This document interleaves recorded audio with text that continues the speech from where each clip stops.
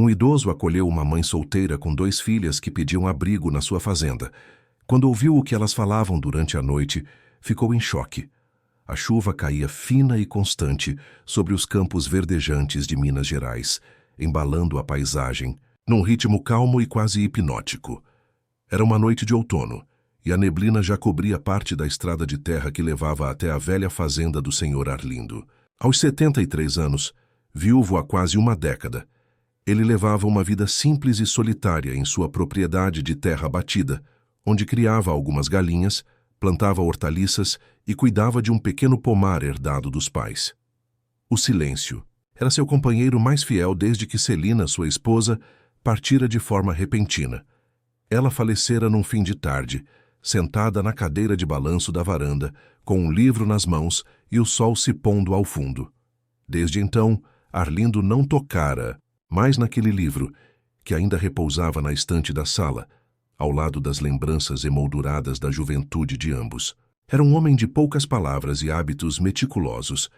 Acordava todos os dias antes do sol nascer, colocava a chaleira no fogo, alimentava os animais e passava um tempo conversando sozinho com a terra, como se esperasse que dela brotassem respostas, que ninguém mais podia dar. A solidão não o assustava, pelo contrário, era a única constante que lhe restara. De vez em quando, um vizinho distante passava para trocar sementes ou pedir alguma ajuda com o maquinário antigo. Mas fora isso, a vida seguia num compasso que só ele compreendia. A casa era antiga, de madeira sólida, com janelas azuis descascadas e um alpendre largo, de onde se via quase toda a extensão da propriedade. Não havia luxo, mas havia dignidade. Tudo ali tinha sido construído com suas mãos, cada prego, cada viga, cada cerco de arame. Naquela noite, a lareira crepitava suavemente enquanto ele lia uma velha edição do jornal local. Uma xícara de chá esfriava ao seu lado quando, de repente, um som inesperado rompeu o ritmo da chuva. Batidas fortes na porta da frente. Arlindo demorou alguns segundos para reagir. Não era comum receber visitas àquela hora, ainda mais em uma noite fria e chuvosa como aquela. Com passos lentos e cuidadosos, aproximou-se da entrada. As batidas se repetiram, acompanhadas agora de uma voz feminina, trêmula, quase abafada pelo barulho da chuva. "Moço, por favor, tem alguém aí? A gente precisa de ajuda." Ao abrir a porta, Arlindo se deparou com uma cena que o fez recuar meio passo. Uma mulher jovem, de aparência cansada e encharcada da cabeça aos pés, segurava 2 meninas pelas mãos. A menor parecia ter cerca de 7 anos e tremia discretamente, enquanto a mais velha, talvez com 10, mantinha os olhos fixos em Arlindo, como quem tentava medir se aquele senhor seria uma ameaça ou um abrigo. A mulher, visivelmente exausta, apertou os lábios antes de falar. "Desculpa incomodar o senhor assim, mas a gente não tem para onde ir. Só precisamos passar essa noite. Amanhã a gente vai embora, prometo." O velho agricultor sentiu o peso da situação bater-lhe no peito. Durante a juventude havia passado por muitas dificuldades, inclusive noites ao relento. Sabia bem o que era não ter um teto sobre a cabeça. Respirou fundo, olhou para dentro da casa, depois para o trio molhado à sua frente. "Entre, vocês estão pingando. Vamos tirar essas roupas molhadas antes que adoeçam." As meninas hesitaram, mas Jéssica, como mais tarde se apresentaria, apertou suas mãos com firmeza e as conduziu para dentro. Arlindo apontou para o banco próximo ao fogão a lenha, que já emanava calor. Correu até o quarto de hóspedes, onde mantinha alguns cobertores e roupas limpas, muitas delas guardadas desde a morte de Celina. Enquanto as meninas se trocavam e a mãe tentava secar os cabelos com uma toalha, Arlindo preparava uma sopa quente com os legumes colhidos naquela manhã. Observava discretamente suas visitas. A mulher parecia ter 30 e poucos anos, olhos castanhos escurecidos pela fadiga, mãos calejadas que não combinavam com a delicadeza do rosto. As meninas, em silêncio, se aqueciam no tapete, sentadas lado a lado. A mais velha mantinha o olhar atento, quase desconfiado, enquanto a mais nova olhava para a lareira como se fosse um milagre. Depois de jantarem, o silêncio tomou conta da casa, Jéssica agradeceu repetidas vezes, sem dar muitos detalhes sobre sua história. Disse apenas que vinham da cidade, estavam de passagem e que a noite chuvosa as havia surpreendido. Arlindo, sem insistir, apenas assentiu. Percebeu que havia mais naquela história do que ela estava disposta a contar, mas não era de forçar confissões. Deixou-as acomodadas no quarto de hóspedes, com cobertores quentes e um abajur aceso caso as meninas sentissem medo da escuridão. Foi para seu quarto em silêncio, tentando afastar da mente a estranheza da situação. Mas uma inquietação crescia em seu peito, algo indefinível como uma sombra sutil que insistia em se arrastar pelos cantos da casa. Durante aquela madrugada, acordou 2 vezes. A primeira por causa do vento forte que batia nas janelas, lembrando-lhe os tempos em que precisava correr para proteger a plantação. A segunda por um som mais suave, porém mais perturbador, cochichos. Não conseguia distinguir palavras, apenas o murmúrio contínuo de vozes infantis vindo do corredor. Levantou-se devagar, achando que as meninas talvez estivessem com medo. Mas, ao espiar pela fresta da porta entreaberta, viu que a luz do quarto ainda estava acesa, e as vozes vinham de lá. Resolveu não interferir. Retornou para a cama, tentando convencer-se de que era apenas a ansiedade causada por uma quebra de rotina. Na manhã seguinte, o sol voltara a brilhar, mas a atmosfera na casa permanecia densa. As meninas estavam caladas no café da manhã, e Jéssica evitava encontrar os olhos de Arlindo. Havia um silêncio não apenas natural, mas quase estratégico, como se todos estivessem pisando em ovos. E embora ele ainda não soubesse o que se passava de verdade, naquele instante algo ficou claro. A chegada daquela mulher e das 2 meninas não fora apenas uma coincidência no meio da tempestade. Era o início de algo maior que, querendo ou não, já havia invadido sua vida. E ele, que há tanto tempo não convivia com ninguém, teria que reaprender a ler os sinais do outro, e também os seus próprios. Na manhã seguinte, com o orvalho ainda pendendo das folhas do pomar e o cheiro de terra molhada dominando o ar, Jéssica e as meninas tomaram o café da manhã em silêncio. Arlindo havia preparado pão de queijo com o costumeiro esmero de quem conhece cada detalhe da receita, que a esposa lhe ensinara.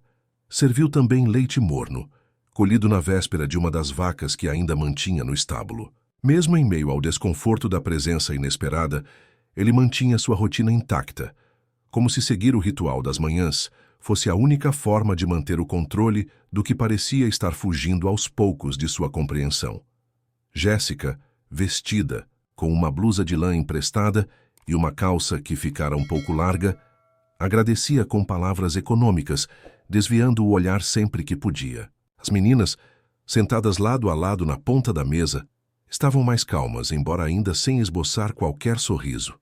Luísa, a mais velha, mantinha os olhos atentos, observando tudo ao redor, como se mapeasse o ambiente em busca de possíveis rotas de fuga.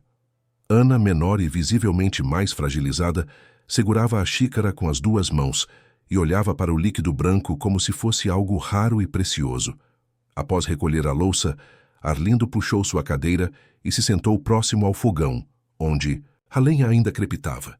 Permaneceu ali por alguns instantes em silêncio, observando a mulher que, mesmo claramente exausta, começava a organizar os pratos sobre a pia. Foi então que ele resolveu perguntar, não por curiosidade, mas por uma necessidade prática. Afinal, precisava entender o que fazer com aquelas 3 pessoas dentro da sua casa. "Vocês têm para onde ir?" questionou com voz firme, mas sem agressividade. Jéssica parou o que fazia, respirou fundo e virou-se para ele. "Não agora. A gente teve que sair da cidade às pressas. Não podia mais ficar lá." A resposta deixou claro que havia mais naquela história, mas Arlindo preferiu não insistir. Apenas assentiu com a cabeça e levantou-se para pegar uma bacia de frutas no galpão. Durante o trajeto, seus pensamentos pesavam. Ele não era um homem dado a julgamentos precipitados, mas sentia que havia algo errado, algo que não era dito, e isso o inquietava profundamente. Lembrava-se de quando sua própria família precisara pedir abrigo a estranhos, tempos de seca e miséria que deixaram marcas em sua memória até hoje. Ainda assim, Havia aprendido com Celina que compaixão é uma ponte, não um fardo. Ao longo do dia, Jéssica se mostrou disposta a ajudar. Lavou roupas, limpou parte do galpão, organizou panelas antigas que estavam fora do lugar desde o último inverno. As meninas permaneceram próximas à casa, explorando o terreno com passos tímidos. Arlindo notava que, mesmo quando brincavam, com gravetos ou desenhavam com pedras na terra batida, Luísa estava sempre observando a irmã, como se quisesse protegê-la do mundo à força. Havia uma maturidade precoce no olhar da menina, algo que Arlindo conhecia bem, pois vira o mesmo nos olhos de crianças que perderam os pais na enchente de 1984, quando ajudara no resgate de famílias desabrigadas. No final da tarde, quando o sol dourava as copas das árvores, Jéssica pediu um momento para conversar. Sentaram-se na varanda, cada um em sua cadeira de madeira. O som dos grilos começava a surgir de leve, misturando-se ao farfalhar das folhas. Seu Arlindo, eu sei que aparecer assim na sua porta não é normal, mas eu não sabia mais para onde correr. A gente passou 2 noites em um abrigo na cidade, mas eu tive medo. Medo de ele nos encontrar. O velho homem virou-se devagar, encarando-a com olhos curiosos, mas não intrusivos. Ele quem? Perguntou. Jéssica hesitou por alguns segundos. Alguém com quem me envolvi. Um homem perigoso. Quando percebi, já estava presa naquilo. Ele nunca foi pai das meninas, mas moramos juntos por um tempo, até que tudo virou um pesadelo. Arlindo permaneceu em silêncio, respeitando os limites daquela confissão ainda incompleta. Não precisava de todos os detalhes para entender que aquela mulher carregava cicatrizes recentes. O que mais lhe chamava a atenção era o olhar dela, um misto de culpa, medo e alívio. O tipo de expressão que não se aprende a disfarçar. Naquela noite, depois do jantar simples e das despedidas formais, Arlindo voltou para seu quarto. Não conseguia dormir. Revivia o tom de voz das meninas, especialmente a frase que ouvira na noite anterior, dita em sussurros: "A mamãe não pode descobrir o que ele fez." Levantou-se na madrugada para beber água e, novamente, ouviu sons vindos do corredor. Aproximou-se, devagar, desta vez mais atento. As vozes eram abafadas, mas reconhecíveis. As meninas cochichavam outra vez. Luísa parecia guiar a conversa, com frases rápidas, enquanto Ana concordava em murmúrios. Arlindo não quis espiar, tampouco intervir. Voltou para o quarto, mas sua mente já não permitia repouso. Aquela frase não era uma invenção. Ele havia escutado com clareza. A mamãe não pode descobrir o que ele fez. O problema é que ninguém lhe dissera ainda o que foi feito, quem era esse ele e o que, afinal, estava em jogo. A partir daquele instante, Arlindo passou a observar mais atentamente. Não com desconfiança, mas com um senso de urgência silenciosa. Notava os pequenos gestos, o modo como Jéssica apertava o braço da filha quando esta se afastava mais do que o permitido. A forma como Ana evitava olhar para dentro dos quartos escuros, ou como Luísa jamais deixava que a irmã dormisse sem antes checar 3 vezes se a porta estava trancada. Pequenos rituais, pequenos traumas. A casa, antes silenciosa, agora estava cheia de ruídos novos. Não apenas sons físicos, mas barulhos emocionais, invisíveis que tremulavam no ar como uma tensão elétrica. Nos dias seguintes, Jéssica insistia em dizer que partiria assim que arranjasse um lugar seguro.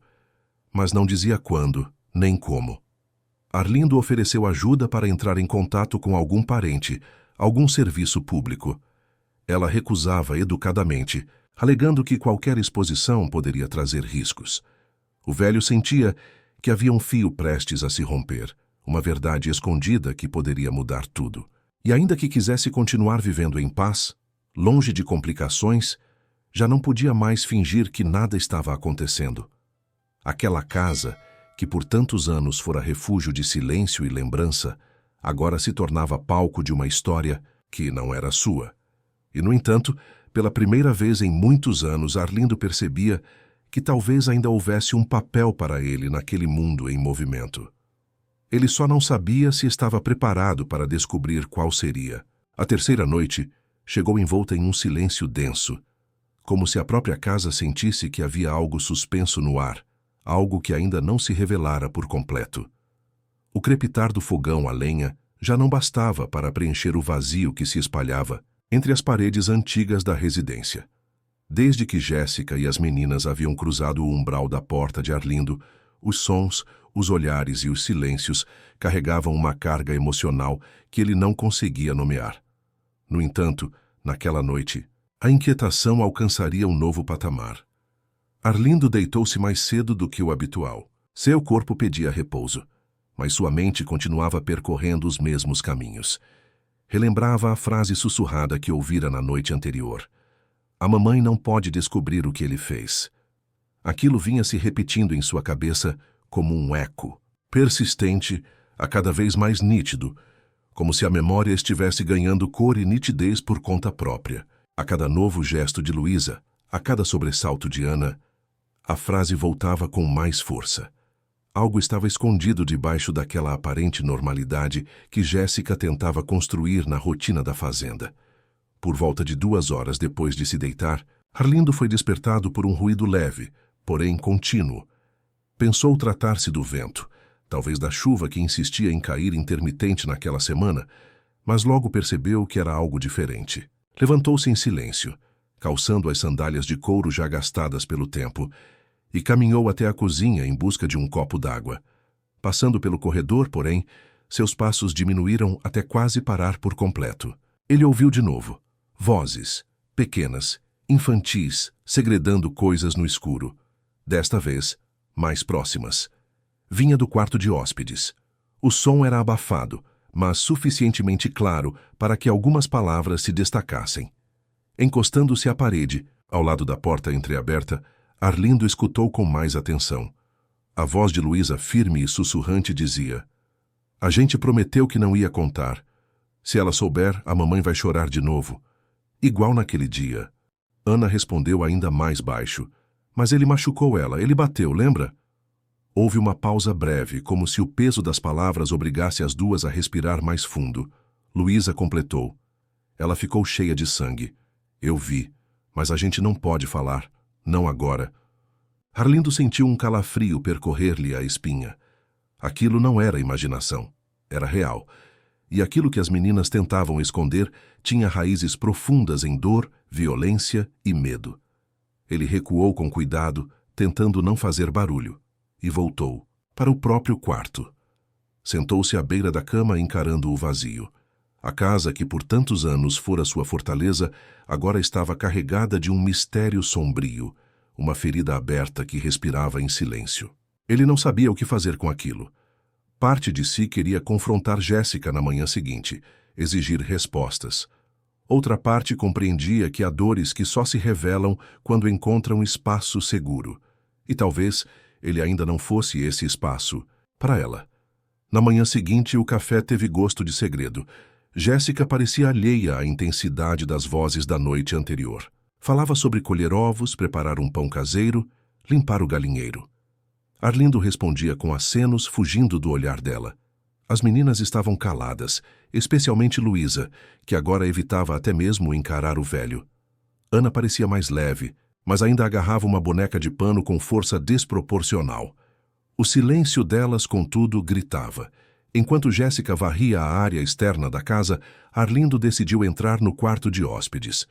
Fingiu procurar por uma ferramenta esquecida, mas sua intenção era outra. Queria observar.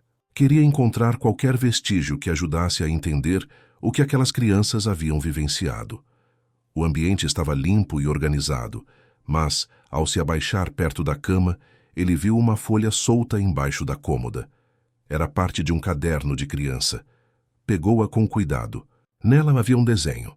Uma figura masculina de feições distorcidas, com braços enormes e olhos escuros, erguendo algo sobre uma figura feminina caída. Ao lado, palavras rabiscadas em letras infantis. "Não pode contar. Vai machucar de novo." Aquilo foi como um soco no estômago. Arlindo sentiu o coração acelerar, como se o tempo voltasse a correr. Olhou para os lados, dobrou o papel e guardou-o no bolso. A realidade estava se desdobrando diante dele de forma inegável. Aquelas meninas haviam testemunhado ou vivido algo profundamente traumático. Jéssica, por sua vez, parecia esconder esse sofrimento sob camadas de tarefas domésticas, de sorrisos educados e negações involuntárias. Mais tarde, enquanto limpavam juntos o antigo galpão, ele tentou puxar conversa. Você disse que saiu às pressas da cidade. Foi por causa daquele homem? Jéssica parou o que fazia, olhou para ele com expressão rígida. Havia uma tensão súbita no ar. Foi, mas não quero que minhas filhas revivam aquilo. A gente precisa seguir em frente. Arlindo assentiu, respeitando o limite imposto, mas algo dentro dele insistia que aquilo não ia se resolver com silêncio. Ao cair da noite, antes de se recolher, Arlindo tirou o desenho do bolso e o encarou por longos minutos. Não havia como interpretar aquilo de outra forma. Algo grave acontecera, e as crianças estavam tentando lidar com isso à sua maneira, guardando, protegendo a mãe, escondendo a dor. Mas ele sabia com a experiência de quem viveu tempo suficiente que o silêncio prolongado corrói. E se não fosse quebrado, acabaria devorando o pouco de inocência que ainda restava naquelas meninas. Foi então que decidiu não apenas esperar. A partir daquele momento, Arlindo entenderia que sua função ali ia além de oferecer abrigo. Ele tinha o dever de proteger. Não sabia ainda como, nem até onde isso o levaria, mas sentia, no fundo, do peito, que aquela história não tinha cruzado seu caminho por acaso. E mesmo que tudo em sua vida tivesse sido pautado pela rotina e pelo sossego, agora ele estava pronto para enfrentar o que fosse preciso. Porque aquelas vozes no escuro não pediam apenas escuta. Elas clamavam por justiça. Os dias seguintes, a descoberta do desenho e das conversas noturnas, mergulharam Arlindo em um estado de vigilância silenciosa. Algo dentro dele havia se acendido, uma espécie de alarme instintivo que não o deixava mais ignorar os sinais. O que antes era apenas uma sensação de desconforto, tornara-se agora uma certeza inquietante.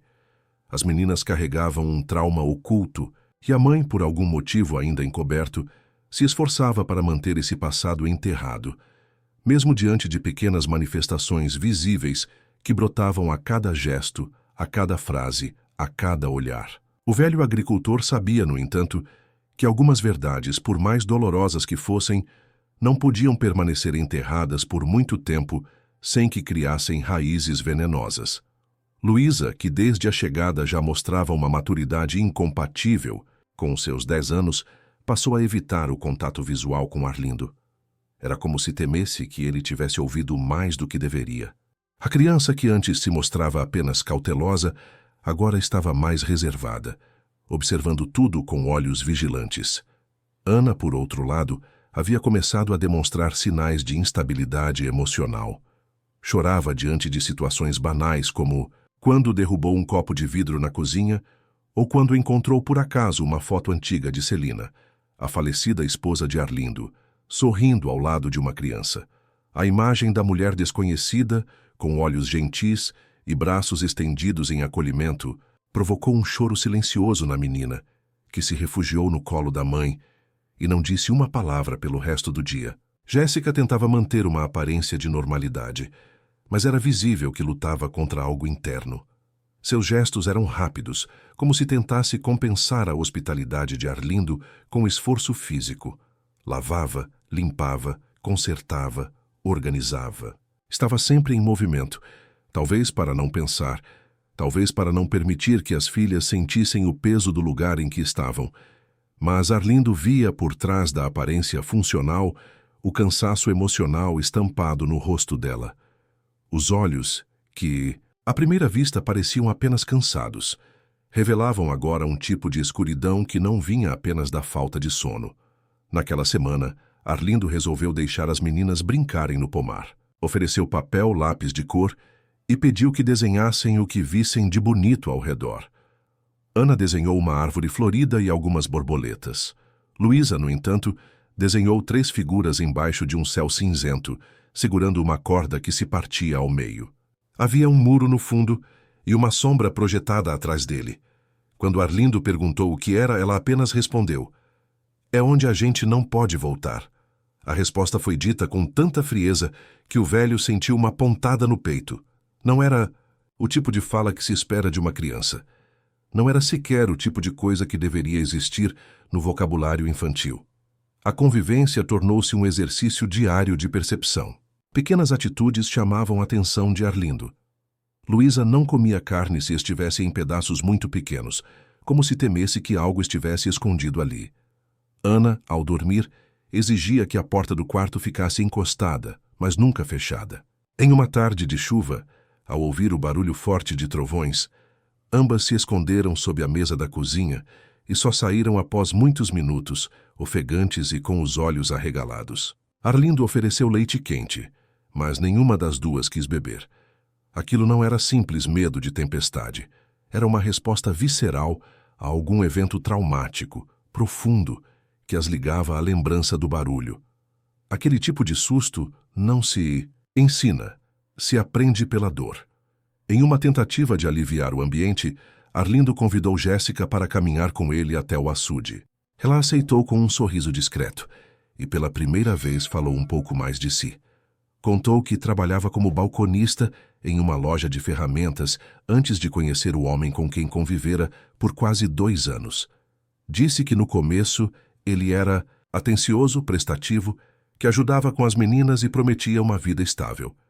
Mas com o tempo os dias bons tornaram-se raros e os acessos de raiva constantes. Disse que tentara sair algumas vezes, mas sempre voltava por medo, não de apanhar, mas de não conseguir sobreviver com as filhas sozinha. A cidade grande não é feita para quem tem pouca voz, disse com os olhos presos na água do açude. Arlindo ouviu tudo sem interromper, como era de seu feitio. Quando ela terminou, ele apenas disse: quem sobrevive a um covarde aprende a reconhecer o valor da própria coragem. Na volta, o velho teve a sensação de que a conversa abrira uma pequena fresta no muro de silêncio que cercava a mulher. Mas não era suficiente. As palavras das meninas ainda ecoavam dentro dele. Ela ficou cheia de sangue. Eu vi. Isso ia além de simples agressões verbais.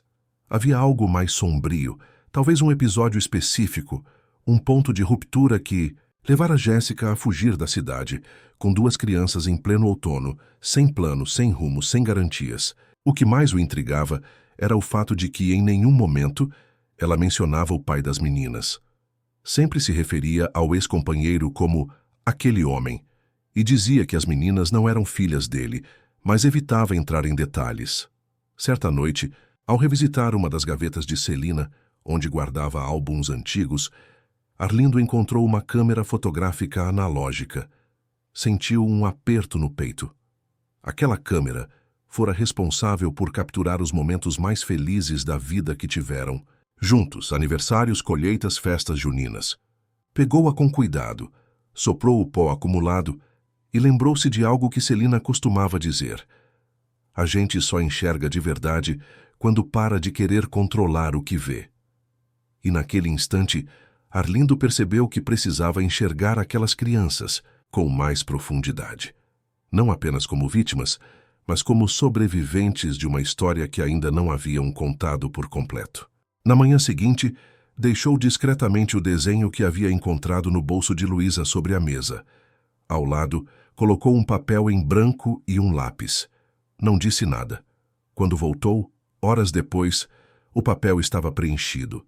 Era o desenho de uma mulher abraçando 2 meninas e, ao fundo, uma figura masculina com os braços para cima, cercado de raios. E no canto inferior, escrito com letra caprichada, lia-se: ela protege a gente agora. A partir daquele dia, Arlindo passou a entender que havia muito mais do que dor por trás daquelas meninas. Havia força. E que, por mais desconfortável que fosse, era seu papel acolher, mesmo sem entender tudo.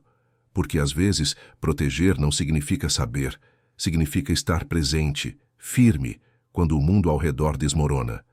E ele estava pronto, mesmo sem ter todas as respostas. A rotina da fazenda começava a se ajustar, ainda que carregada por um silêncio espesso, que parecia dançar entre os cômodos como um vento que não se vê, mas se sente. Arlindo, atento a cada movimento, passou a perceber detalhes que antes talvez não o incomodassem tanto. O modo como Luísa sempre se posicionava entre a mãe e a porta quando alguém batia palmas no portão. A forma como Ana se encolhia quando ouvia o telefone tocar, mesmo que o aparelho estivesse mudo há dias. Jéssica, por sua vez, mantinha uma postura de firmeza frágil. Cumpria tarefas com disciplina, mas bastava um barulho mais abrupto ou uma frase mal colocada para que o brilho dos olhos se apagasse, como se o passado estivesse sempre à espreita, pronto para invadir novamente a calma recém-construída. Numa tarde de céu nublado, Arlindo decidiu que era hora de organizar o galpão. Ali se acumulavam ferramentas antigas, peças de tratores que não funcionavam mais e caixas esquecidas por anos, desde os tempos em que Celina ainda cuidava dos detalhes que ele deixava de lado. Era um espaço onde o tempo parecia não ter pressa, onde o cheiro de ferrugem se misturava ao de madeira seca. Jéssica o ajudava com afinco, e as meninas brincavam do lado de fora, próximas ao velho pé de jabuticaba que começava a florescer. O som das risadas infantis era raro, mas naquela tarde surgiu entre uma brincadeira de esconde-esconde e outra. Arlindo se pegou sorrindo sozinho ao ouvir Ana chamar a irmã de Capitã do Esconderijo, como se o nome desse à brincadeira um peso heróico. Enquanto Jéssica varria o chão de terra batida do galpão, Arlindo subia em uma pequena escada para alcançar uma prateleira no alto, onde havia caixas empoeiradas que ele nem se lembrava mais do conteúdo. Ao puxar uma delas, ouviu algo cair no chão com um baque surdo. Era um caderno. A capa era colorida, com figuras infantis e marcas de uso intenso. Arlindo reconheceu imediatamente o estilo dos desenhos. Era de uma das meninas. Folheou com cuidado, vendo páginas cheias de rabiscos, colagens e pequenas histórias escritas com letra de criança. Muitas falavam de flores, animais, passeios, imaginários. Mas ao chegar em uma página no meio do caderno, parou abruptamente. Ali, repetida várias vezes com letras grandes e tortas, estava a frase: ele não podia fazer aquilo com a mamãe. Arlindo sentiu um nó na garganta. A frase ocupava quase toda a folha, escrita como se fosse um grito silencioso. Em outra página, colada com fita adesiva, havia uma figura feita de massinha e papel, representando uma mulher com manchas vermelhas nas roupas. No canto inferior, uma legenda precária: Mamãe quando chorou sangue. Era uma tentativa infantil de entender algo que não deveria fazer parte do universo de nenhuma criança. Ele guardou o caderno consigo, sem dizer nada a Jéssica naquele momento. A mulher estava concentrada, limpando um canto escuro onde se acumulavam folhas secas. Arlindo apenas observou por alguns segundos o esforço com que ela tentava manter alguma ordem no meio do caos da própria existência. Aquilo exigia mais do que força física, exigia uma resistência emocional que poucas pessoas sustentariam. Quando terminaram, ele pediu que ela voltasse para casa com as meninas, dizendo que ficaria mais um tempo organizando as ferramentas. Ela não questionou, apenas assentiu com a cabeça e agradeceu com um sorriso cansado. Assim que ficou sozinho, Arlindo sentou-se sobre uma tora de madeira e voltou ao caderno. Passou páginas, analisou palavras. Havia desenhos que se repetiam, todos com uma estrutura comum: uma casa, duas meninas, uma mulher e sempre uma sombra pairando por perto. Nunca desenhavam o rosto da sombra, mas era evidente que representava alguém. Alguém que causava medo, que representava dor. O velho homem fechou o caderno com cuidado e respirou fundo. Agora não havia mais dúvidas. Não era apenas um relacionamento abusivo do qual Jéssica fugira. Era algo mais profundo, mais violento. Algo que as meninas testemunharam, que elas internalizaram como um segredo terrível que não deveria jamais ser revelado. No jantar daquela noite, Arlindo manteve o comportamento habitual, mas seu olhar vagava entre o prato e o rosto de cada uma das 3 visitantes. Luísa notou. Seus olhos encontraram os dele em um instante de desconforto silencioso. Foi um olhar rápido, mas carregado de significado. Havia algo ali, uma espécie de reconhecimento mútuo. Ela sabia que ele sabia, mas não disse nada. Nem ela nem ele. Apenas baixou os olhos e terminou o prato sem apetite. Mais tarde, enquanto lavavam os utensílios, Arlindo se aproximou de Jéssica. Achei um caderno hoje no galpão, Parecia de uma das meninas. Ela parou, sem virar o rosto. Suas mãos continuaram na água, mas com movimentos mais lentos. Deve ser da Luísa, ela escrevia muito, desde pequena. O silêncio que se seguiu foi cortado apenas pelo som da água corrente. Arlindo hesitou, mas completou. Tem umas coisas escritas lá, coisas pesadas. Jéssica parou de lavar. Ficou imóvel por alguns segundos. Quando falou, sua voz era baixa, trêmula. Elas viram mais do que deviam. Eu tentei proteger, mas ele não deixava. Foi a primeira vez que ela usou aquele tom. Não era defesa, era confissão. A barreira de negação começava a se romper. Arlindo não respondeu. Apenas colocou a mão sobre o ombro dela, firme, sem pressa, como quem diz, agora estou aqui. E Jéssica chorou, não em soluços altos, mas em lágrimas que desciam silenciosas, enquanto ela continuava lavando a última panela, como se tivesse medo de parar e permitir que a dor tomasse conta. Quando terminou, saiu da cozinha sem dizer mais nada, indo até o quarto onde as meninas já dormiam. Arlindo ficou ali olhando para a pia, para a água escorrendo, como se aquele momento fosse o início de uma nova etapa, não apenas para elas, mas também para ele. Naquela madrugada, ele sentou-se em sua cadeira de balanço ao lado da janela e ficou ali por horas com o caderno sobre o colo. Olhava para o papel, para as palavras escritas com tanto desespero e pensava que nunca imaginou, aos 73 anos, que ainda teria papel em uma história assim. Sempre achou que a vida já havia lhe mostrado tudo, que a dor que sentira com a morte de Celina era o limite do que o coração podia suportar. Mas ali, com aquele caderno nos braços, percebia que a vida ainda tinha muito a revelar e que talvez, só talvez, ele ainda tivesse uma última missão a cumprir. Não uma missão de terra, de lavoura ou de trabalho, mas uma missão de alma, e ele estava disposto a cumpri-la, até o fim. O silêncio da manhã que se seguiu à noite do caderno era quase sufocante. O céu ainda se encontrava encoberto por nuvens densas e o vento soprava gelado, anunciando que a estação mudava de tom. Arlindo levantou antes do sol, como fazia todos os dias, mas dessa vez o ritual parecia ter outro peso. O café não tinha gosto. O rádio que ele deixava ligado em volume baixo, transmitindo as notícias locais, soava distante, como um murmúrio sem importância. O caderno agora estava guardado em uma gaveta da cristaleira, mas sua presença podia ser sentida em cada canto da casa.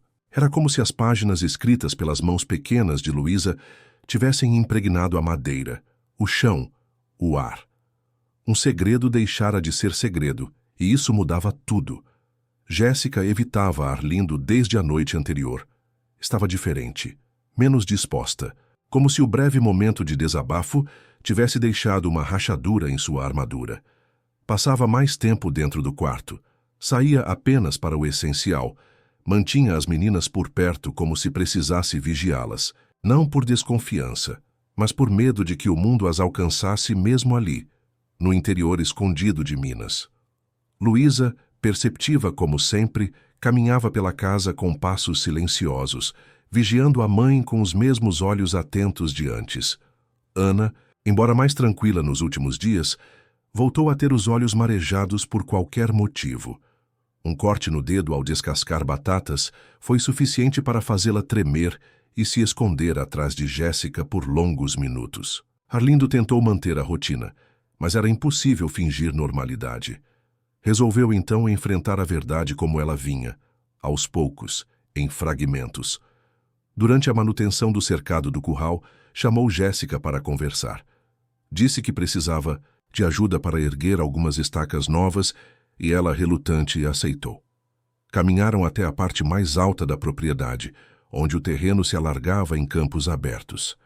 Lá, com as mãos sujas de terra e o martelo em uma das mãos, Arlindo arriscou. Você disse que ele não era o pai das meninas, certo? Jéssica suspirou, assentiu com a cabeça. Não era. Quando conheci o pai delas, eu ainda era muito nova. Sumiu quando Ana tinha só 2 meses. Depois vieram outros erros.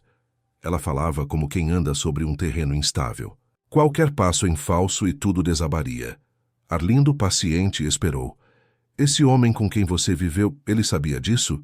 Jéssica parou de bater a estaca. Sabia. E isso o incomodava. Ele dizia que as meninas eram um peso que ele tolerava por minha causa. No começo, disfarçava. Mas depois virou outra coisa. A voz dela tremeu. Ele começou a se irritar quando Luísa não o chamava de pai. Começou a bater, primeiro em mim, depois a gritar com elas. E numa noite, Luísa viu. Arlindo apertou o cabo da enxada com força, mas nada disse. Jéssica, com os olhos fixos no horizonte, completou. Ela viu ele me jogando contra a parede. Eu sangrei. Ela ficou parada, sem saber o que fazer. E desde então, nunca mais falou. O nome dele. O velho assentiu, o olhar perdido entre as árvores distantes. Agora, o que antes era apenas suspeita, ganhava forma concreta.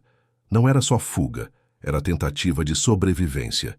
E ainda assim, faltavam peças. Havia algo a mais, algo ainda não dito. Voltaram para casa em silêncio. Ao entrarem na cozinha, Luísa estava sentada à mesa, desenhando. Ana, no chão, brincava com tampas de panela como se fossem peças mágicas. Quando viu a mãe, correu até ela e pediu colo. Jéssica a pegou no braço, mas suas pernas vacilaram levemente. Arlindo notou. A mulher estava mais fraca do que queria admitir.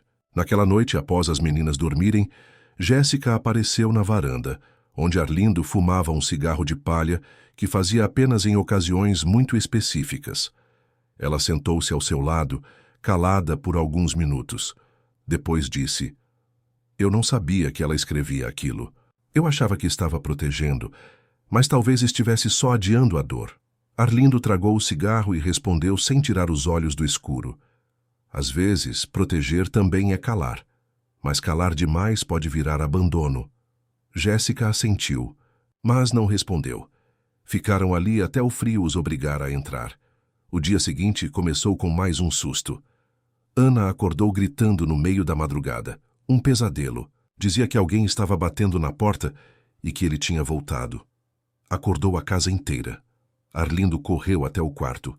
Viu Jéssica tentando acalmar a filha, Luísa agarrada ao canto da cama com os olhos arregalados. Foi só um sonho. Repetia a mãe, mas a voz dela também tremia.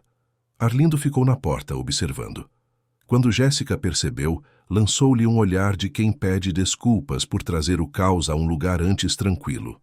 Pela manhã, Arlindo decidiu buscar respostas, fora dos limites da fazenda. Pegou o velho celular guardado na gaveta da cozinha e ligou para um número que não discava há anos. Geraldo, um amigo de juventude que se tornara policial civil em Belo Horizonte. Conversaram brevemente e Arlindo pediu para falar pessoalmente. É coisa séria, disse ele. Na tarde daquele mesmo dia, montou no cavalo e seguiu até a cidade mais próxima, onde combinara o encontro. Explicou parte do que sabia. Usou o nome do ex-companheiro de Jéssica, que finalmente ela revelara. A reação de Geraldo foi imediata. Esse sujeito já tem passagem por agressão, ameaça e foi denunciado por uma ex-namorada, mas o processo desapareceu. Arlindo sentiu o estômago embrulhar. Tem mais. Há um inquérito parado por roubo de mercadoria em loja. Parece que alguém viu, mas a testemunha sumiu antes de depor. Aquilo encaixava as peças que faltavam.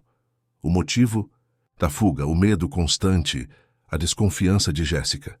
Era mais do que violência doméstica. Era também medo de represálias, de envolvimento com algo maior, talvez criminoso. Arlindo voltou para casa com o coração acelerado. Agora, tudo ganhava nova gravidade. Ele não podia mais apenas acolher. Precisava agir.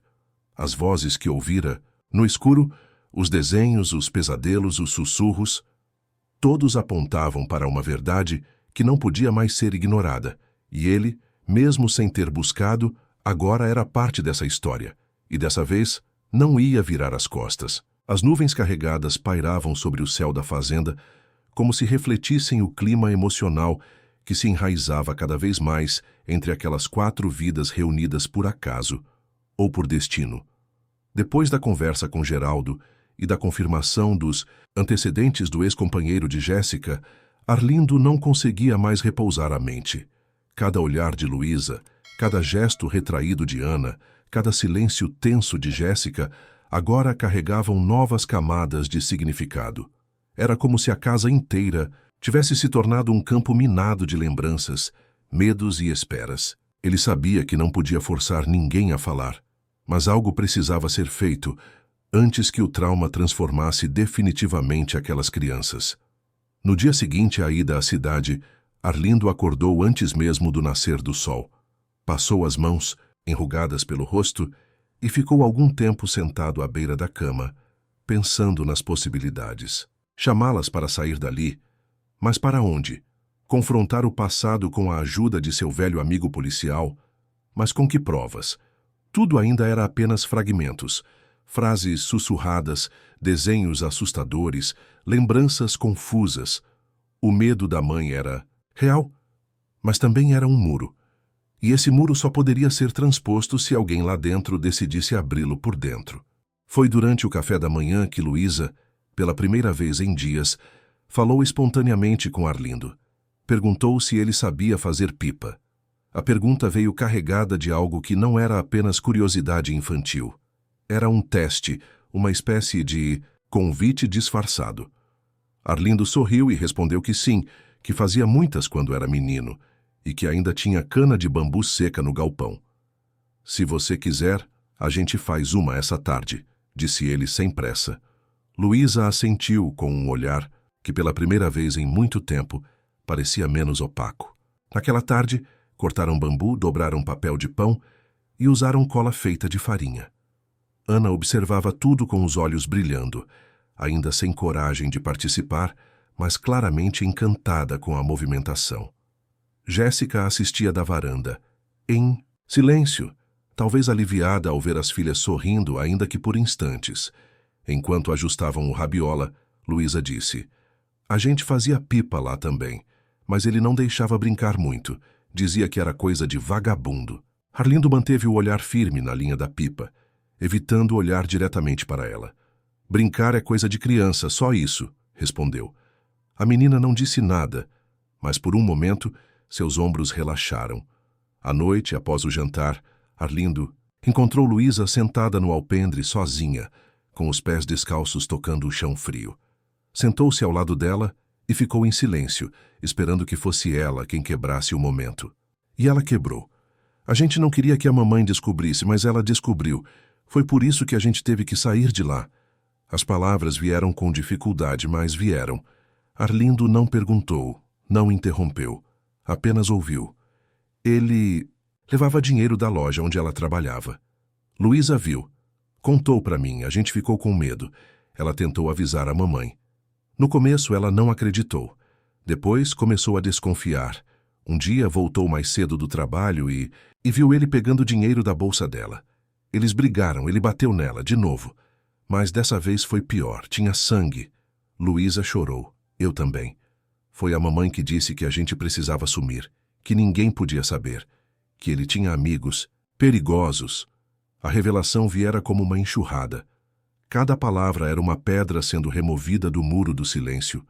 Arlindo sentiu o corpo estremecer por dentro, mas manteve-se calmo. Vocês fizeram certo em contar para ela. Nenhuma criança devia carregar um segredo tão pesado, disse com suavidade. Luísa olhou para ele com olhos marejados. A gente achava que ele podia fazer algo com ela, ou com a gente. Por isso não falava. Mas ela descobriu. E agora, a gente vive com medo. Arlindo não respondeu de imediato. Respirou fundo e disse: "Aqui vocês estão seguras, e enquanto estiverem comigo, vão continuar assim." No dia seguinte, pela primeira vez, Jéssica pareceu mais leve. Havia algo diferente em sua postura, um alívio disfarçado, uma fração de paz que talvez nem ela soubesse de onde vinha. Arlindo entendeu em silêncio que a menina havia contado, e que, de alguma forma, aquilo quebrara o ciclo de medo que pesava sobre as três. O velho agricultor decidiu que era hora de agir, não apenas escutar, acolher, mas também proteger ativamente. Pegou o celular, ligou novamente para Geraldo e disse: "Ela não vai falar. Mas as meninas sabem. E a história é séria. Tem roubo, agressão, ameaça. Você ainda pode fazer algo com isso?" Do outro lado da linha, O policial respondeu com firmeza. Com certeza. Se ela estiver disposta a dar um depoimento, posso garantir proteção, mesmo que informal. Tenho contatos e a história das crianças, se elas contarem, a gente pode abrir um inquérito. Não é pouca coisa, Arlindo. É caso de polícia. O velho agradeceu e desligou. Não contou imediatamente a Jéssica. Sabia que havia um momento certo, que a aproximação precisava ser feita com tato, com paciência, sem precipitação. Forçar seria como empurrar uma porta com as dobradiças fragilizadas. Ela cederia mais aos estilhaços. Nos dias que seguiram, Luísa se mostrava mais presente. Ajudava com a horta. Organizava os legumes na cozinha. Lia livros antigos de Celina com interesse genuíno. Ana voltava a brincar com os potes, com folhas secas, e agora queria nomear os galos do terreiro. Jéssica voltava a sorrir de forma tímida, mas real. Arlindo, por sua vez, começava a enxergar algo que há muito tempo pensava não viver de novo: a formação de vínculos reais. Aquelas três não eram mais apenas visitantes. Começavam a fazer parte da paisagem, do dia a dia, dos afetos. E ele sabia que por trás de cada pequeno gesto de afeto havia uma história que ainda sangrava. Mas o primeiro passo havia sido dado, e com ele nascia a esperança de que a verdade, por mais dolorosa que fosse, também pudesse curar. O clima na fazenda começava a mudar lentamente, como se o tempo também respondesse ao novo estado emocional das pessoas que ali habitavam.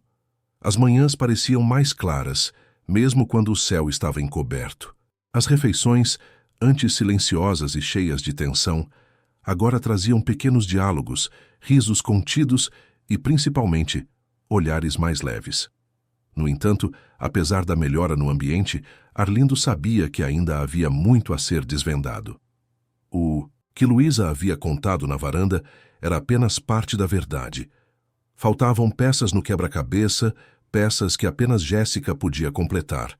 Foi numa manhã de domingo, enquanto preparavam juntos uma fornada de pão, que Arlindo sentiu que havia espaço para um novo passo.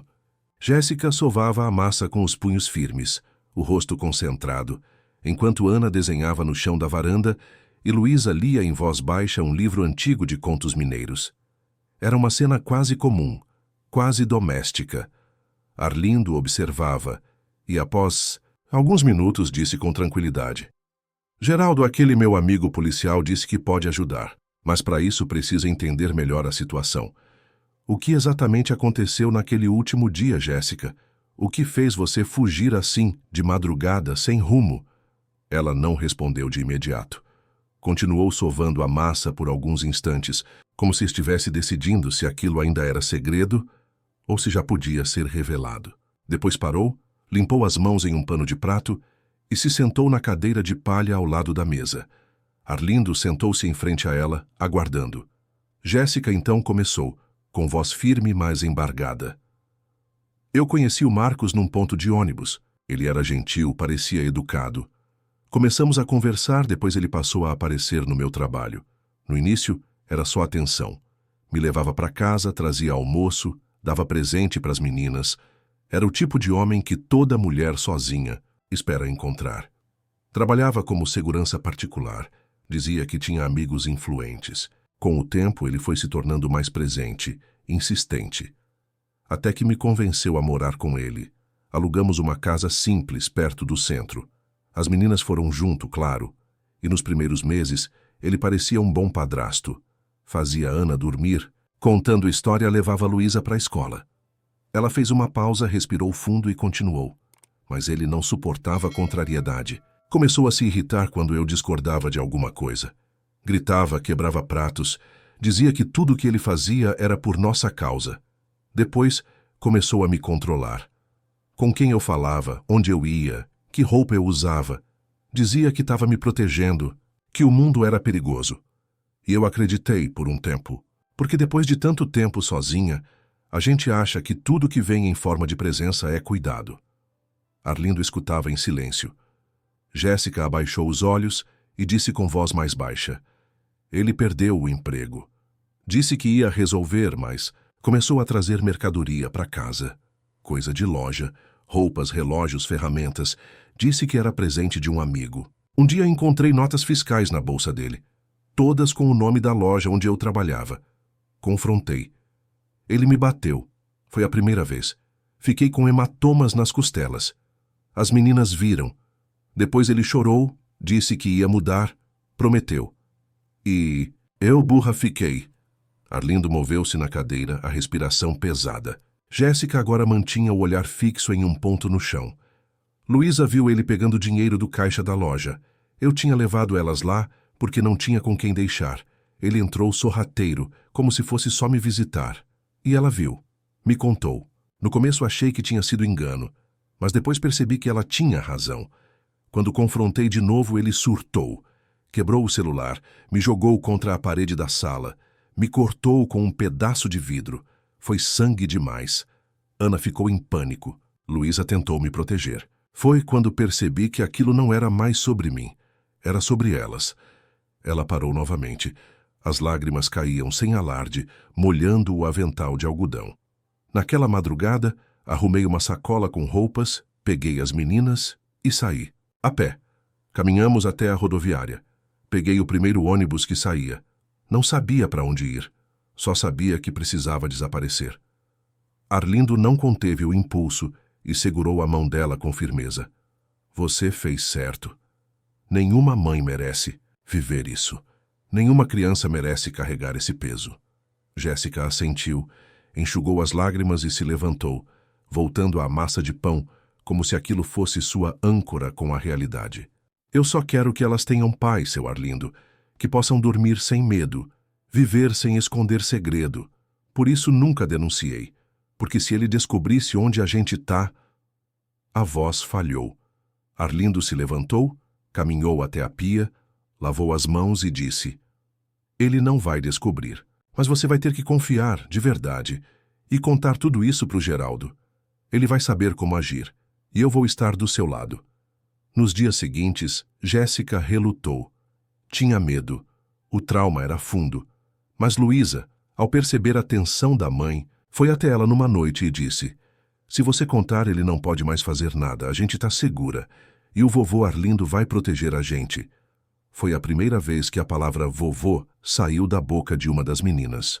Arlindo escutou do corredor e sentiu o peito apertar. Era como se, finalmente, aquele lar esquecido pelo tempo tivesse voltado a pulsar com vida. A história por trás da fuga era dolorosa, mas revelá-la foi como romper um ciclo. E Arlindo, mesmo sem pedir, havia se tornado parte disso. Um elo de proteção, uma testemunha do renascimento. E agora, mais do que nunca, sabia que não podia falhar. Os dias que se seguiram à confissão de Jéssica pareciam fazer parte de uma outra estação do tempo, como se o próprio ambiente da fazenda tivesse começado a respirar de forma diferente. As manhãs se tornaram mais claras, não por causa do sol, mas pelo clima emocional que se dissipava aos poucos. A revelação de tudo o que havia acontecido não trouxe alívio imediato, mas trouxe algo mais valioso: clareza. E com clareza, Arlindo sabia, vinha a possibilidade real de mudança. Desde o dia em que Jéssica contou sobre a fuga, sobre os abusos, sobre o roubo e as agressões, Arlindo carregava uma urgência nos olhos. Dormia pouco, comia menos. Estava constantemente revisitando pensamentos, cenários, tentando encontrar a melhor maneira de agir. Sabia que a decisão de denunciar cabia a ela, mas também sabia que não podia deixá-la sozinha naquela travessia. Era como guiar uma travessia pelo rio. Quem está no barco precisa remar, mas alguém sempre deve saber ler as margens, prever as corredeiras e manter o rumo. E Arlindo decidira que seria esse alguém.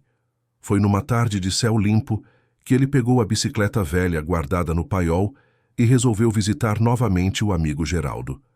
Chegou à cidade vizinha antes do anoitecer e encontrou o policial no mesmo posto onde trabalhava há décadas. Geraldo, agora grisalho e de semblante sério, reconheceu o amigo de imediato e, sem perguntas, o levou para dentro da sala com paredes descascadas e cheiro de papel amarelado.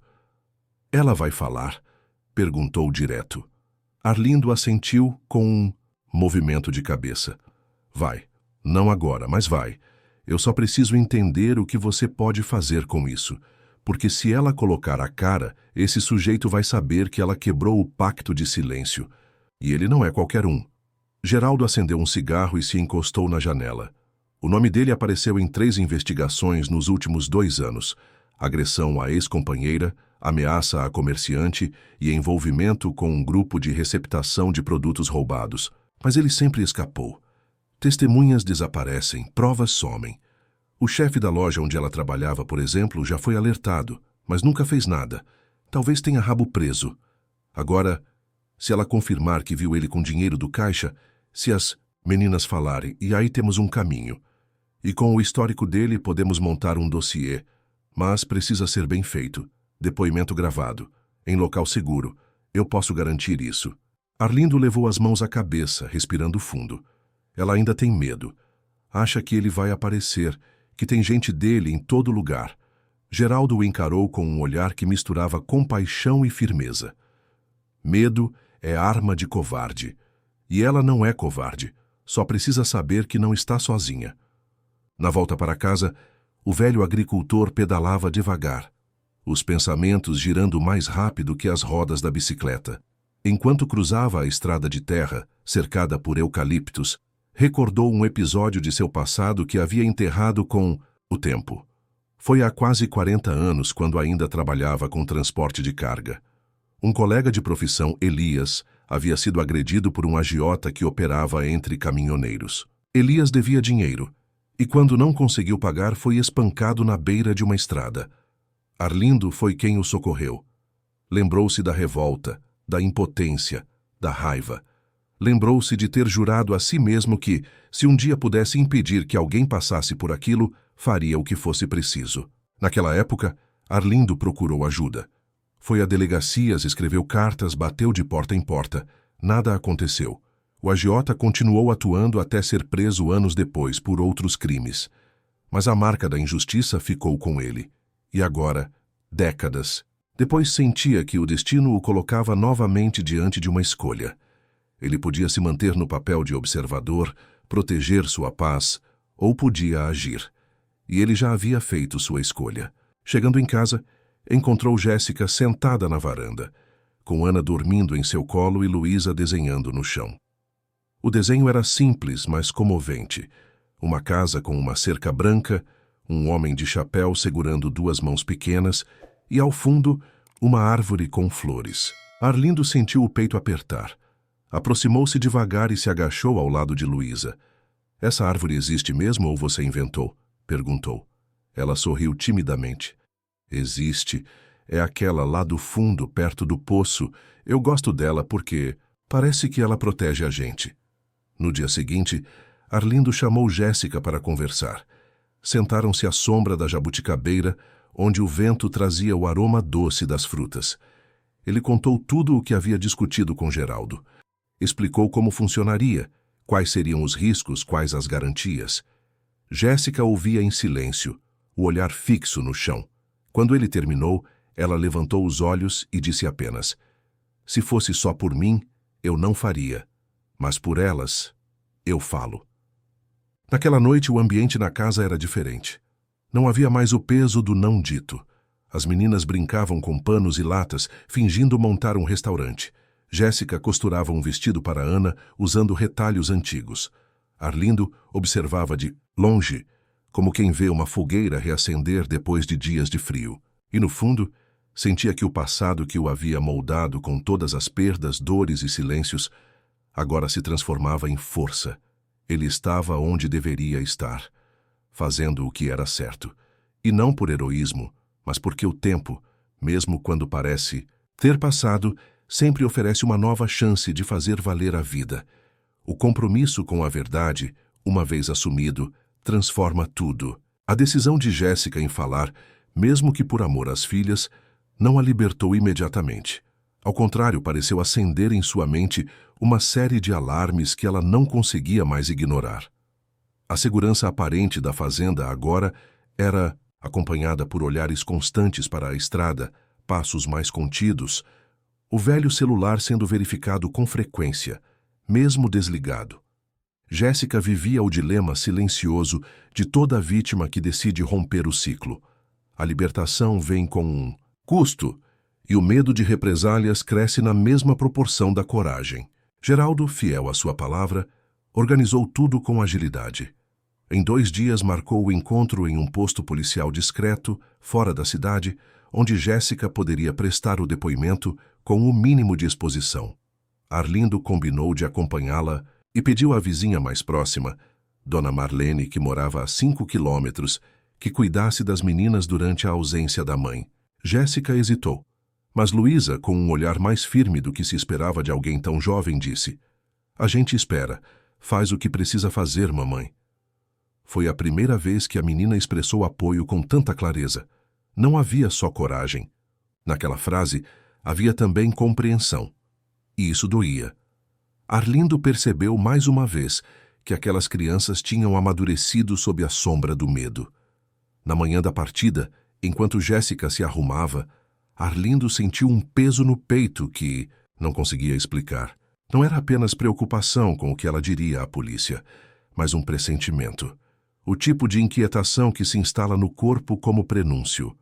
Deixou as meninas com Marlene e seguiu com Jéssica no velho Fusca que ainda guardava na garagem. A estrada de terra estava escorregadia pelas chuvas recentes, e a poeira fina colava nos pneus. O silêncio entre eles durante o trajeto dizia mais do que qualquer conversa. Eram 2 sobreviventes, um do passado, o outro do presente, que agora compartilhavam o mesmo destino: proteger aquelas meninas e fazer justiça. Ao chegarem no posto policial, foram recebidos por Geraldo e um agente de confiança, que conduziu Jéssica até uma sala pequena, com gravador e câmera discretos. Arlindo permaneceu na antessala, tenso, olhando para o relógio de parede que parecia andar devagar demais. O depoimento durou mais de 1 hora. Jéssica narrou tudo. Os episódios de violência, os roubos, a omissão da loja, o medo constante, a fuga, as ameaças veladas. Não omitiu o nome de Marcos, nem o bairro onde moravam, nem os objetos que ele costumava trazer para casa. Entregou, inclusive, uma pequena carteira de couro que guardara com alguns papéis e anotações dele, incluindo um contato de um homem que ela suspeitava ser o intermediário dos produtos roubados. Quando saiu da sala, estava abatida, mas aliviada. "Foi como se eu estivesse tirando um peso das costas", disse. Arlindo assentiu com os olhos. Não precisava dizer mais nada. Sabia que, para alguém como ela, dar aquele passo era quase como renascer. Voltaram para casa no fim da tarde. A estrada parecia mais curta, talvez pela leveza que tomava conta de Jéssica. Mas ao chegarem ao portão da fazenda, o velho instinto de Arlindo se acendeu de novo. O portão estava encostado, não fechado como haviam deixado. As marcas de pneus na terra ainda estavam frescas. Ele parou o carro antes da curva final e pediu silêncio. Olhou em volta. Nada. Mas o silêncio da mata não era natural. Nenhum pássaro, nenhum som de galho, nenhum sinal de vento. Desceram, com cuidado, e Arlindo, com passos lentos, seguiu pelo caminho lateral. Ao se aproximar da varanda, encontrou Dona Marlene sentada, pálida, segurando Ana no colo. Luísa estava de pé, com os olhos arregalados. Ao vê-los, Marlene se levantou e disse, ainda com a voz trêmula: "Um homem passou aqui. Disse que estava procurando por uma encomenda. Eu não conhecia. Falei que vocês tinham saído. Ele ficou olhando para casa, depois foi embora. Mas deixou isso." Entregou um envelope pardo sem identificação. Jéssica o pegou com mãos trêmulas. Dentro havia uma folha de papel com uma única frase escrita em caneta preta: "Você pode correr, mas não pode se esconder para sempre." O nome de Marcos não aparecia, mas não era necessário. O pânico voltou como uma tempestade. Jéssica agarrou as filhas, levou-as para dentro, trancou as portas. Arlindo permaneceu no alpendre encarando o envelope. Aquele recado mudava tudo. Marcos havia encontrado alguma pista. Talvez alguém o tivesse visto na cidade. Talvez um nome, uma conversa, uma desatenção. O fato era, ele estava rastreando. E se havia chegado até ali, poderia voltar a qualquer momento. Arlindo ligou imediatamente para Geraldo, que ordenou vigilância informal. Não posso mandar viatura sem mandado, mas vou colocar 2 homens discretos por perto. Não sai daí. Jéssica passou a noite em claro. As meninas dormiram. Com dificuldade. Arlindo patrulhou a casa por fora, rifle antigo em mãos, acendendo as luzes externas, reforçando trancas e cadeados. Sentia o sangue correr mais rápido, como se cada passo o levasse de volta aos dias em que precisava proteger o que era seu de ladrões de gado.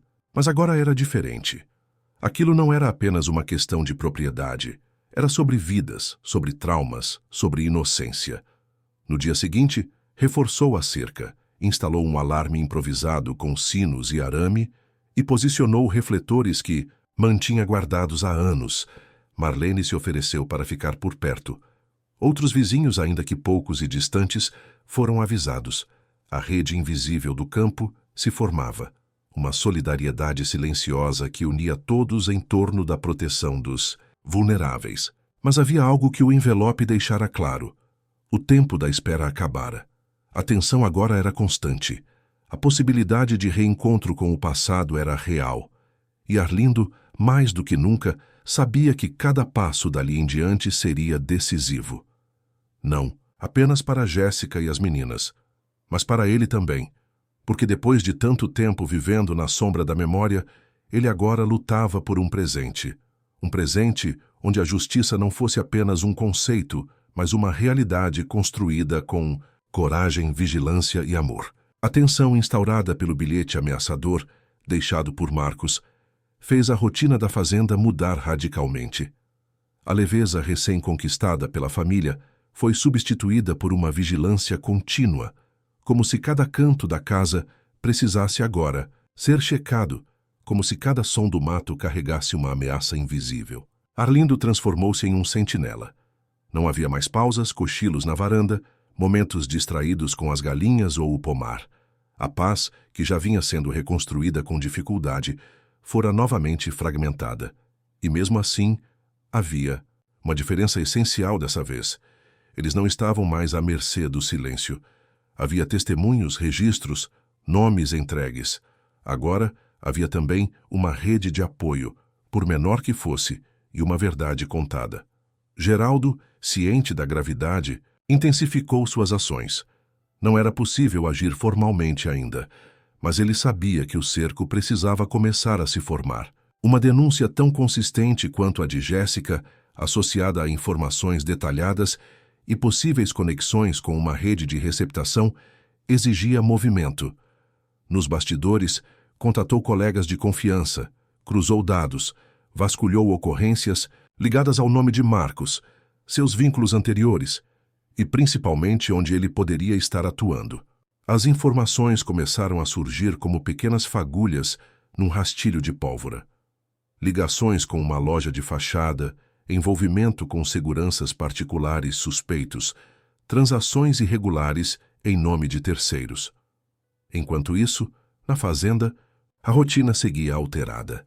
Jéssica fazia o possível para manter a calma diante das filhas, mas seu olhar estava mais sombrio, como se carregasse o receio constante de que o mundo a qualquer momento pudesse desabar de novo. Ana dormia mal. Acordava no meio da noite pedindo para verificar se as portas estavam trancadas. Luísa, ainda que contida, se mantinha mais próxima de Arlindo.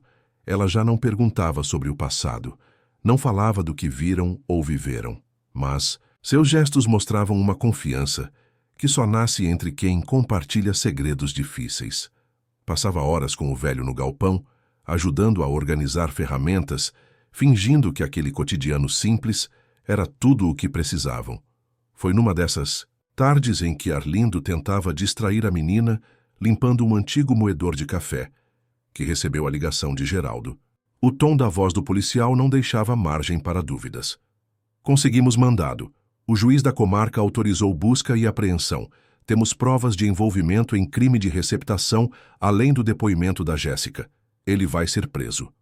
Arlindo segurou o telefone por alguns segundos, em silêncio, sentindo a notícia atravessar seu corpo como um raio. Aquilo que parecia impossível agora se tornava realidade. O muro começava a cair. Geraldo informou que a operação aconteceria na madrugada seguinte. Arlindo não contou imediatamente a Jéssica. Esperou a hora certa. Quando as meninas já dormiam, ele a chamou para a cozinha, onde a luz amarela do lampião tornava tudo mais íntimo. Contou sobre o mandado, sobre a operação e sobre o que poderia acontecer. Jéssica cobriu a boca com as mãos. Chorou, sim, mas de um modo novo. Não era mais um choro de medo ou dor. Era um choro de cansaço, alívio e incredulidade. Eu achei que isso nunca fosse acontecer. Eu achei que ele ia continuar livre para sempre, como todos os outros que fazem o mesmo. Arlindo, com a calma que o tempo lhe dera, respondeu: dessa vez não. Dessa vez ele não vai desaparecer no meio da sombra. Na manhã seguinte, enquanto as meninas tomavam café sem saber o que se desenrolava nos bastidores, Jéssica observava tudo em silêncio. Sabia que não podia antecipar a notícia às filhas, mas o desejo de vê-las livres de vez daquele fantasma era mais forte do que qualquer receio. Ana pediu para brincar de casinha, Luísa quis desenhar, e Jéssica se permitiu sorrir pela primeira vez sem culpa. Era como se a esperança, finalmente, deixasse de ser um sonho distante. A operação aconteceu de madrugada, conforme planejado. Arlindo não dormiu. Sentou-se em sua cadeira de balanço com o rádio ligado em volume baixo, ouvindo a frequência policial captada por um velho aparelho que Geraldo lhe emprestara dias antes. Às 4 horas da manhã, ouviu as palavras que mudariam tudo. Elemento localizado. Prisão efetuada. Ocorrência em andamento. Arlindo fechou os olhos. Não disse nada.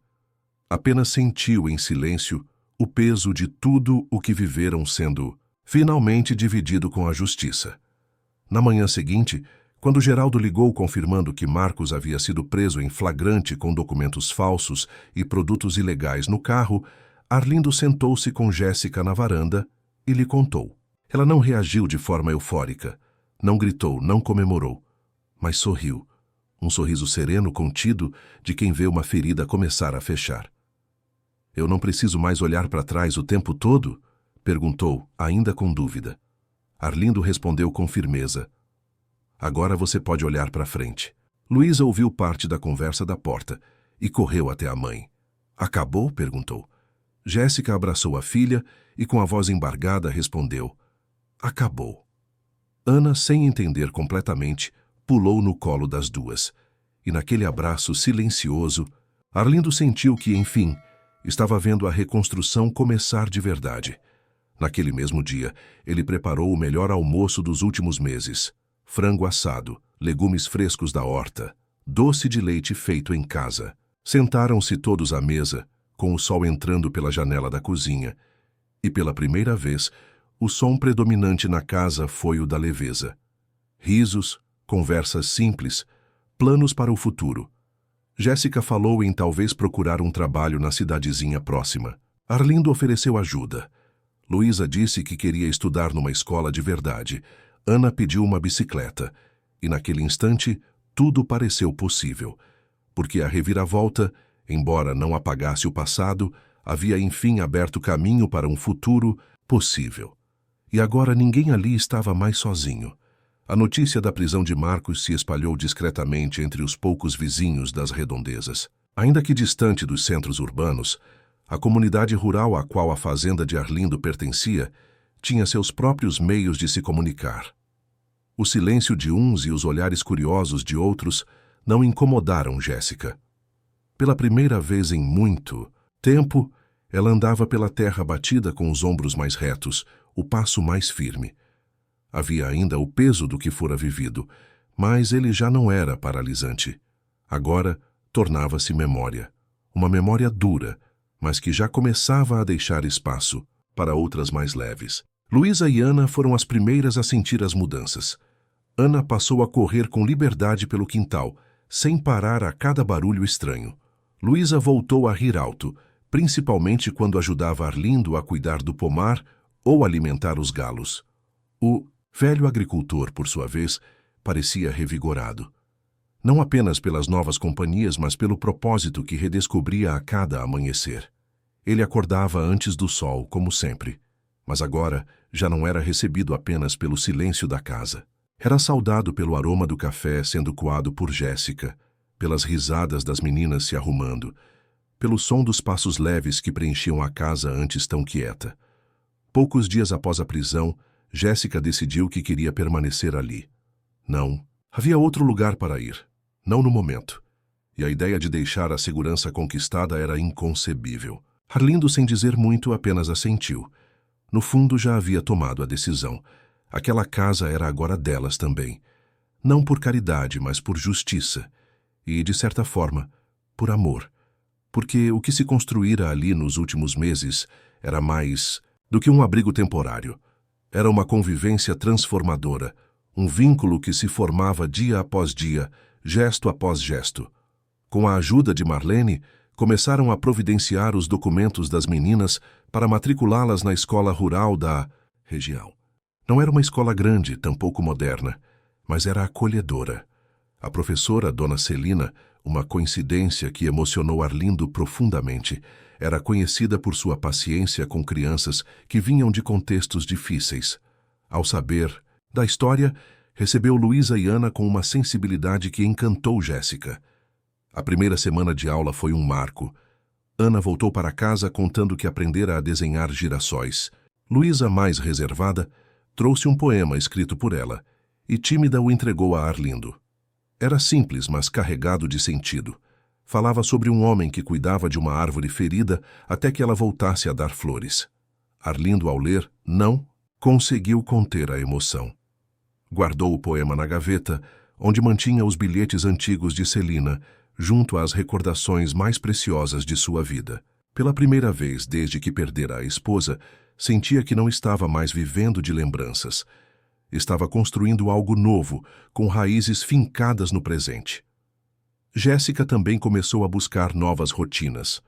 Com a permissão de Arlindo, montou uma pequena horta de ervas medicinais e começou a preparar chás e pomadas naturais, algo que aprendera com a avó. Marlene se ofereceu para ajudar a divulgar os produtos na feira da cidade vizinha. E em pouco tempo, os pacotinhos de camomila e hortelã já eram procurados por clientes que elogiavam a qualidade e o cuidado do preparo. Era um início modesto, mas real. Cada pequeno ganho era celebrado como vitória, não pelo valor financeiro, mas pelo símbolo de autonomia, de reconstrução. Com o passar das semanas, o ambiente da casa passou a refletir o novo momento. Janelas abertas, flores nos vasos, desenhos das meninas pendurados nas paredes, o fogão a lenha sempre aceso com alguma novidade. Arlindo organizou um quartinho nos fundos como oficina para Luísa, que demonstrava talento com madeiras e ferramentas. Ana ajudava a cuidar dos filhotes de galinha recém-nascidos. Aos poucos, as meninas deixavam de ser hóspedes para se tornarem parte da própria paisagem. Já sabiam onde ficava cada objeto da cozinha, já corrigiam Arlindo quando ele se esquecia. De regar uma planta, já brigavam pelo pedaço maior de bolo de fubá. Num fim de tarde particularmente bonito, Jéssica preparou um jantar especial. Disse que era para celebrar a nova etapa e vestiu as meninas com roupas coloridas, como se fosse uma festa. Arlindo, surpreso, foi conduzido até a varanda onde a mesa estava posta com esmero. Toalha florida, pratos alinhados, flores do campo em uma jarra antiga. Luísa fez um pequeno discurso improvisado, agradecendo a Arlindo por cuidar da gente, mesmo sem precisar. Ana completou dizendo que agora a casa tem cheiro de abraço. E Jéssica, emocionada, brindou com chá de capim-santo, dizendo: "Hoje a gente começa uma nova história, sem medo, sem fuga, só com esperança." Aquele jantar foi mais do que uma comemoração. Foi um rito de passagem, a concretização de que o medo não comandava mais os passos daquela família. O passado, embora ainda presente em algumas cicatrizes, já não era a força dominante. Agora, o que definia os dias eram os pequenos gestos de cuidado, os sonhos tímidos que voltavam a surgir, os planos traçados sem a sombra do pavor. Arlindo, ao deitar naquela noite, olhou para o teto com os olhos marejados. Tocou a moldura antiga da foto de Celina e sussurrou: "Você viu isso? A casa voltou a ter vida." Era como se falasse com uma parte de si que nunca deixou de sentir saudade. Mas pela primeira vez aquela saudade não doía. Era companhia. Porque agora, naquele mesmo espaço que já fora silêncio, habitava uma nova família, um novo propósito. E ele sabia, no fundo do coração, que esse recomeço era o maior presente que o tempo lhe dera. Naquela noite, depois do jantar feito, com tanto carinho e do brinde silencioso, que selava o novo capítulo da vida de todos ali, Arlindo demorou a se recolher. Ficou na varanda até mais tarde, observando o céu, escutando os sons da fazenda, como quem redescobre a própria terra. As estrelas estavam mais nítidas do que de costume, e o cheiro da madeira queimada ainda pairava no ar, misturado ao perfume das flores do campo que Jéssica colocara sobre a mesa. A casa, outrora tão marcada pela ausência, agora pulsava em outra frequência. Mesmo o silêncio parecia outro, menos opressor, mais acolhedor. Era o som da serenidade conquistada depois de tantas tempestades. Arlindo finalmente levantou-se, apagou a luz do alpendre e caminhou em direção ao seu quarto. Ao passar pelo corredor, notou que a porta do quarto das meninas estava apenas encostada, como era costume. O abajur estava ligado, lançando uma luz suave sobre as paredes, onde desenhos coloridos agora decoravam o espaço. Ia continuar seu caminho quando ouviu um som sutil. Vozes. Era Luísa. Sussurrava algo para a irmã, num tom calmo e quase poético. Arlindo parou sem fazer barulho. Não por curiosidade, mas por um instinto antigo, o mesmo que o fizera ouvir o que mudou tudo naquela primeira noite. "Você acha que ele dormiu?" perguntou Ana num sussurro ainda mais baixo. "Já sim, ele sempre faz aquele barulho com a cadeira antes de deitar", respondeu Luísa confiante. "Então posso falar agora", disse Ana. "A gente tem um vovô de verdade, né?" Houve uma pequena pausa. Arlindo, do lado de fora, sentiu o peito se apertar. "Temos sim", respondeu Luísa. "Mas não conta para ele que eu chorei aquele dia no galpão." "Eu também chorei", confessou. "Hã? Mas agora eu só choro de felicidade." Arlindo se afastou com os olhos marejados. Não entrou no quarto, não disse nada. Voltou silenciosamente para seu canto. Deitou-se e ficou ali, olhando o teto, revivendo cada passo daquela história.